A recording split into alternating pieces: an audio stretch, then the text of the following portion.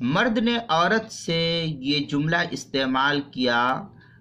کہ مرد نے کہا تجھے سخت طلاق ہے، یہ جملہ استعمال کیا مرد نے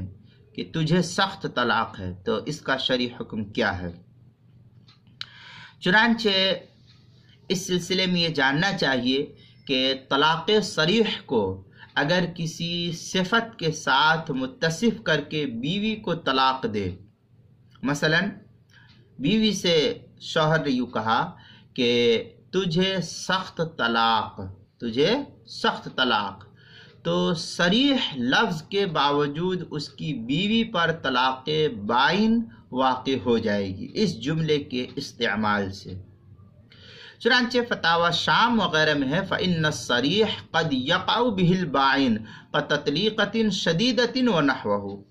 یہ فتاوی شام کتاب الطلاق باب الکنایات چوتھی جلد صفحہ 531 جو زکریا بک ڈپو دیوبند کا ہندی نسخہ ہے اس کے اندر۔ تبیین الحقائق وغیرہ کے اندر ہے انتی طالق بائن او البتہ او افحش الطلاق الى تطلیقة شدیدة او طویلة او عریضة فہی واحدة بائنہ، یہ اس طریقے کی عبارت تبیین الحقائق کتاب الطلاق فصل فی اضافت الطلاق الى الزمان جو زکریا بک ڈپو دیوبند کا ہندی نسخہ اس کی تیسری جلد صفحہ 68 اور مکتبہ امدادیہ جو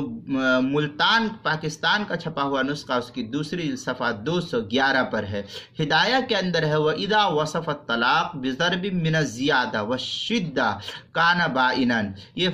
ہدایہ کی عبارت ہے کتاب الطلاق فصل فی تشبیہ الطلاق دوسری جلد 386 صفحہ، کتاب المسائل 5ویں جلد صفحہ 108 پر بھی اس مسئلے کی وضاحت موجود ہے۔